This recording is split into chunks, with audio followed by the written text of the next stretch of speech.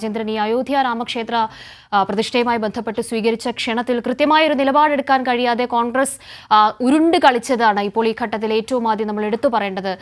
അതിനോടൊപ്പം തന്നെ നിരവധി ഹിമാചലിലടക്കം വിക്രമാദിത്യ സിംഗ് അടക്കമുള്ള മുതിർന്ന നേതാക്കൾ ഈ ഘട്ടത്തിൽ അനുകൂലമായ ഒരു നിലപാട് എടുക്കുന്നതും നമ്മൾ കണ്ട ഒരു ഘട്ടമുണ്ടായിരുന്നു. ദേശീയ തലത്തിൽ പോലും കോൺഗ്രസിന് രണ്ടഭിപ്രായം ആ ഒരു വിഷയത്തിൽ ഉണ്ടാകുന്നതും നമ്മൾ കണ്ടു. പക്ഷേ ഇപ്പോൾ ഏറ്റവും ഒടുവിൽ കോൺഗ്രസിന്റെ പിന്തുണയോടുകൂടി തന്നെ ഈ നിലയ്ക്കൊരു പ്രമേയം ഗുജറാത്തിലും ഗോവയിലും പാസ്സാക്കുന്നു എന്ന നിലയ്ക്ക് കാര്യങ്ങൾ എത്തി നിൽക്കുമ്പോൾ വായിച്ചെടുക്കേണ്ടത് എന്തൊക്കെയാണ്?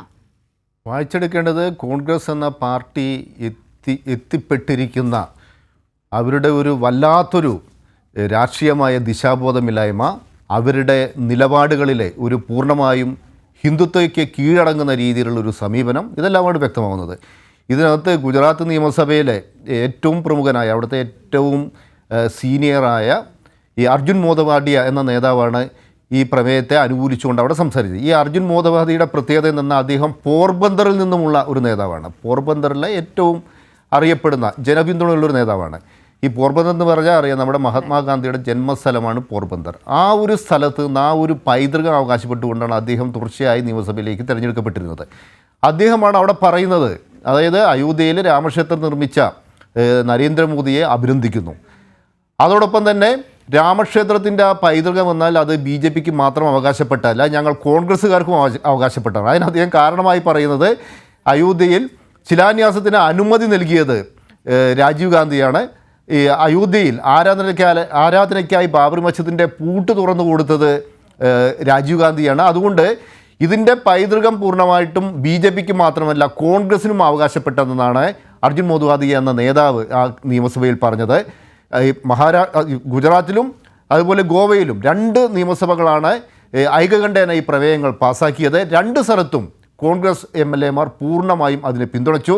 നമ്മൾ മനസ്സിലാക്കേണ്ടത് അയോധ്യയിലെ രാമക്ഷേത്രത്തിൻ്റെ പ്രതിഷ്ഠയുമായി ബന്ധപ്പെട്ട്, അവിടുത്തെ വിഗ്രഹപ്രതിഷ്ഠയുമായി ബന്ധപ്പെട്ട് കടുത്ത ഭക്തരായ ഹൈന്ദവ ഭക്തരായ രാമക്ഷേത്ര പ്രക്ഷോഭവുമായി ബന്ധപ്പെട്ട് എത്രയോ കാലങ്ങളായി നടന്നിരുന്ന വ്യത്യസ്ത സമരങ്ങൾ, പ്രക്ഷോഭങ്ങൾ, അതുമായി ബന്ധപ്പെട്ട് നടന്ന ആശയ സംവാദങ്ങൾ, ഇതിലെല്ലാം തന്നെ സംഘപരിവാറിനോടൊപ്പം നിന്നിരുന്ന ശങ്കരാചാര്യന്മാർ പോലും നരേന്ദ്രമോദിയെ ശക്തമായി വിമർശിച്ചിരുന്നു. അവിടെ നടക്കുന്നത് ആചാര ലംഘനമാണെന്ന് അവർ ചൂണ്ടിക്കാണിച്ചിരുന്നു. ഇത്തരമൊരു പ്രതിഷ്ഠ നടത്താൻ നരേന്ദ്രമോദിക്ക് യാതൊരു അധികാരവുമില്ല എന്ന് അവർ ചൂണ്ടിക്കാണിച്ചിരുന്നു. മാത്രമല്ല, ക്ഷേത്രത്തിൻ്റെ പണി പൂർണ്ണമായും പൂർത്തിയാകാതെ പ്രതിഷ്ഠ നടത്തുന്നത് ശരിയല്ല എന്ന് അവർ ചൂണ്ടിക്കാണിച്ചിരുന്നു. ഈ ശങ്കരാചാര്യന്മാർ മുന്നോട്ട് വയ്ക്കുന്ന ഒരു വിമർശനം പോലും ഉന്നയിക്കാൻ ഇന്നത്തെ കോൺഗ്രസ്സിന് സാധിക്കുന്നില്ല എന്ന് മാത്രമല്ല, എന്താണ് BJPയുടെ അജണ്ടയെങ്കിൽ ആ അജണ്ടയ്ക്ക് പിന്നാലെ പോകുന്നു. ഇതുമായി ബന്ധപ്പെട്ട് ഇത്തരമൊരു സംഭവത്തിൽ എന്തിനാണ് ഒരു നിയമസഭ പ്രമേയം പാസ്സാക്കുന്നത്? നിയമസഭ ഇത്തരത്തിലൊരു പ്രമേയമേ പാസ്സാക്കാൻ പാടില്ല. അത്തരമൊരു പ്രമേയം പാസ്സാക്കുന്ന ഘട്ടത്തിൽ അതിന് കോൺഗ്രസിനെ പോലുള്ളൊരു മതേതര പാർട്ടി പൂർണ്ണ പിന്തുണ പ്രഖ്യാപിക്കുന്നു. ഇന്നലെ നമ്മൾ കണ്ടതാണ്. ഇന്നലെ ഈ ലോക്സഭയിൽ രാഷ്ട്രപതിയുടെ നയപ്രഖ്യാപന പ്രസംഗത്തിന് മേലുള്ള നന്ദി പ്രമേയ ചർച്ചയിൽ ഇടപെട്ടുകൊണ്ട് പ്രധാനമന്ത്രി സംസാരിക്കുമ്പോൾ അദ്ദേഹം ഏറ്റവും രൂക്ഷമായി വിമർശിച്ചിരുന്നത് ജവഹർലാൽ നെഹ്റുവിനെ ആയിരുന്നു. ഈ ജവഹർലാൽ നെഹ്റുവിന് ഒരു വലിയ മഹത്തായ ഒരു പാരമ്പര്യമുണ്ട്. പണ്ട് ദ്വാരക ക്ഷേത്രത്തിൻ്റെ നിർമ്മാണവുമായി ബന്ധപ്പെട്ട് ഒരു വലിയ വിവാദമുണ്ടായിരുന്നു. അന്ന് രാജഗോപാലാചാരി അദ്ദേഹത്തെ അതിൻ്റെ ഉദ്ഘാടനത്തിനായി ക്ഷണിച്ചു. അന്ന് നെഹ്റു പറഞ്ഞു, ഒരു കാരണവശാലും ഇതിൽ പങ്കെടുക്കരുതെന്ന് രാജഗോപാലാചാരിക്ക് എഴുത്തയച്ചു. അതിന് ചൂണ്ടിക്കാണിച്ച വസ്തുത എന്തെന്നാൽ, ഇങ്ങനെ നമ്മൾ ഉന്നത സ്ഥാനത്തിരിക്കുന്നവർ ഇത്തരത്തിലുള്ള മതപരമായ ചടങ്ങുകളിൽ പങ്കെടുത്തു കഴിഞ്ഞാൽ അത് തെറ്റായ സന്ദേശമാണ് നൽകുക.